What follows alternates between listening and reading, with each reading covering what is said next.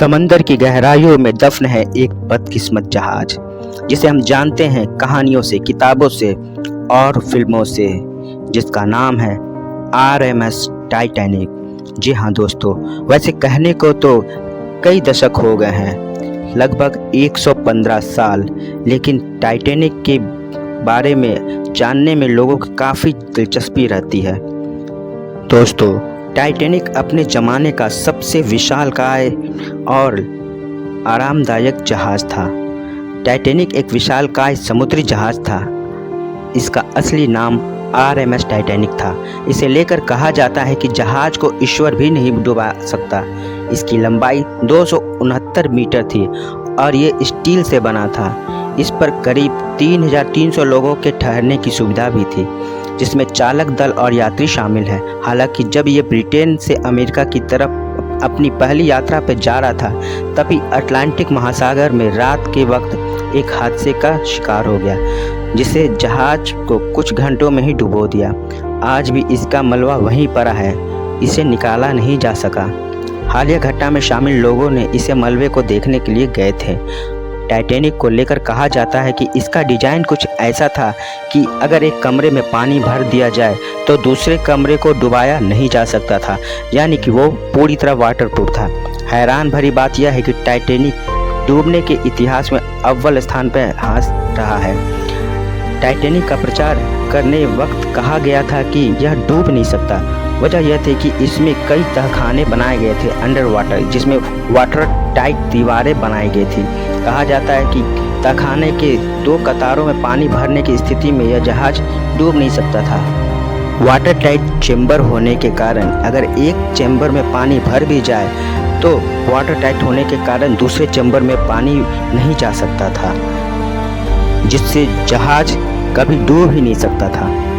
अब इस पर पूरी कहानी को 5 सवालों के जरिए जानते हैं। पहला सवाल, कितना बड़ा था टाइटैनिक? जवाब है, आयरलैंड के बेलफास्ट की हॉलैंड एंड वुल्फ नाम की कंपनी ने इस जहाज को बनाया था। इसकी लंबाई 269 मीटर और चौड़ाई 28 मीटर और ऊंचाई 53 मीटर थी। जहाज में कुल 3 इंजन थे।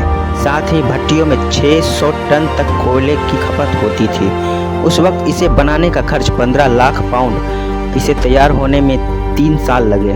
जहाज में 3300 लोग सवार हो सकते थे। जब पहली बार ये सफ़र पर निकला तो 1300 यात्री और 900 चालक दल के साथ लोग इस पर सवार थे। लग्जरी जहाज की टिकट काफ़ी महंगी थी। उस वक्त फर्स्ट क्लास की टिकट का दाम 30 पाउंड, सेकंड क्लास का 13 पाउंड और थर्ड क्लास का 7 पाउंड कीमत था।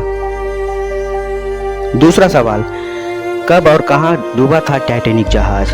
तो जवाब है, टाइटैनिक जहाज हादसे से कुछ महीने पहले की बात है, जब ग्रीनलैंड के एक हिस्से में ग्लेशियर का 500 मीटर का बड़ा टुकड़ा उससे अलग हो गया था और यह हवा और समुद्र के जरिए दक्षिण की तरफ जाने लगा। फिर 14 अप्रैल तक 125 मीटर का यह हो गया और 1912 की 14 अप्रैल की उस रात को इसकी टक्कर टाइटैनिक से हो गई। फिर 4 घंटे के भीतर ही जहाज डूब गया। तब जहाज की रफ्तार कुल 41 किलोमीटर प्रति घंटा थी।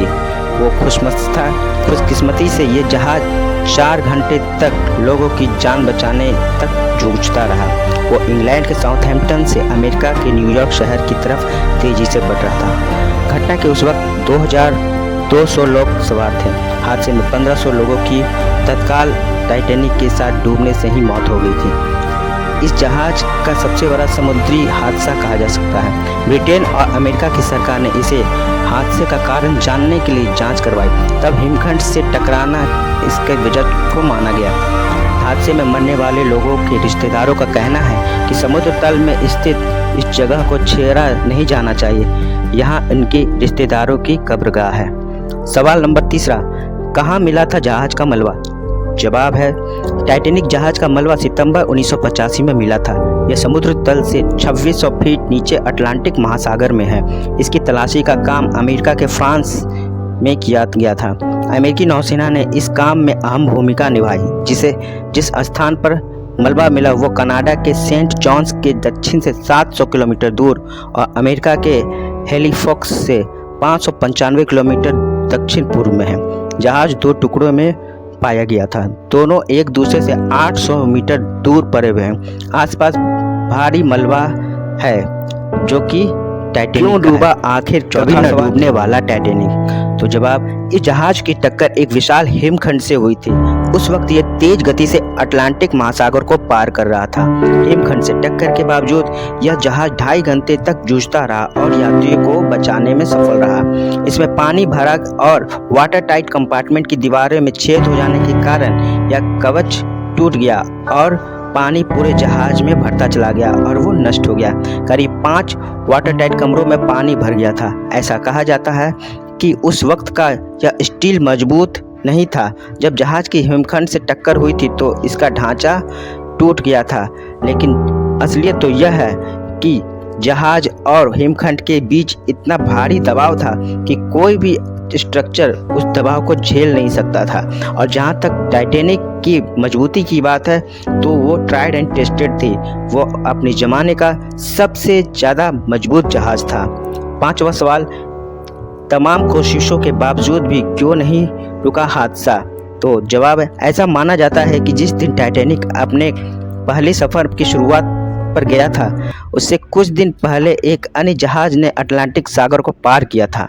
तब उसने 12 अप्रैल यानी हादसे से ठीक 2 दिन पहले टाइटैनिक को वायरलेस मैसेज के जरिए हिमखंड की मौजूदगी की चेतावनी भी दी थी, लेकिन यह संदेश केवल टाइटैनिक तक पहुंचा ही नहीं। हालांकि चेतावनी देने वाला यह जहाज खुद भी 6 साल बाद 1918 में पहले विश्व युद्ध के दौरान समुद्र में डूब गया था।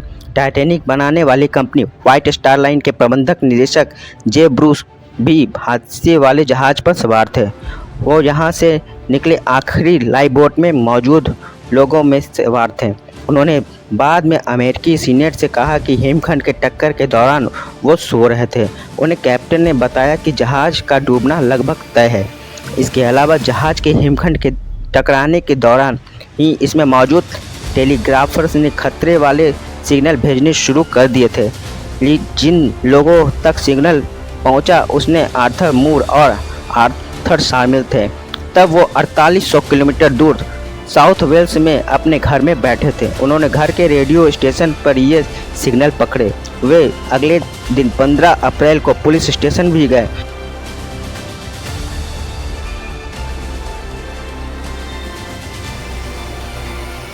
लेकिन कोई भी उनकी बातों पर भरोसा नहीं कर रहा था। वो इस जहाज को वक्त पर डूबने से नहीं बचा सके, लेकिन उन लोगों में से एक थे जिन्होंने मलबे की तलाश की थी। आर्थर ने सोनार तकनीक पर काम करना शुरू कर दिया था। अब इस मलबे में जंग लग चुका है। बैक्टीरिया और दूसरे कीटाणु इसे तेज़ी से ख़त्म कर रहे हैं। जानकारों का मानना है कि वो दिन दूर नहीं जब टाइटैनिक का अस्तित्व ही इतिहास से मिट जाएगा।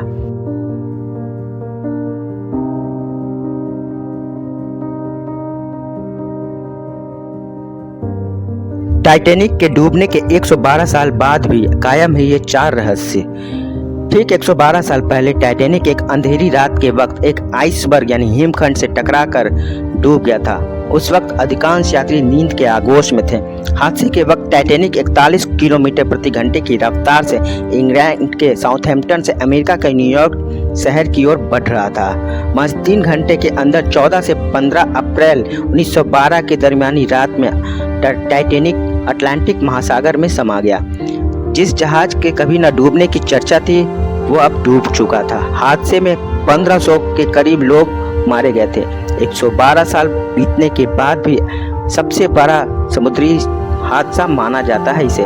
हादसे की जगह वे अवशेषों को सितंबर 1985 में खोजा गया था। हादसे के बाद कनाडा के 650 किलोमीटर की दूरी पर 3843 मीटर की गहराई में जहाज 2 भागों में टूटा डूबा हुआ है और दोनों ही हिस्से एक दूसरे से लगभग 800 मीटर दूर पाए गए हैं। जी हाँ दोस्तों, एक हादसे में 110 साल पहले भी आज भी इस हादसे को लेकर रहस्य बना हुआ है। लोगों का मानना है कि यह जहाज कभी डूब ही नहीं सकता था। इस विशालकाय जहाज के बारे में कहा गया था कि यह डूब नहीं सकता। ईश्वर भी चाहे तो इसे डुबो नहीं सकता। एक भरोसे में यह वजह भी मानी जाती है।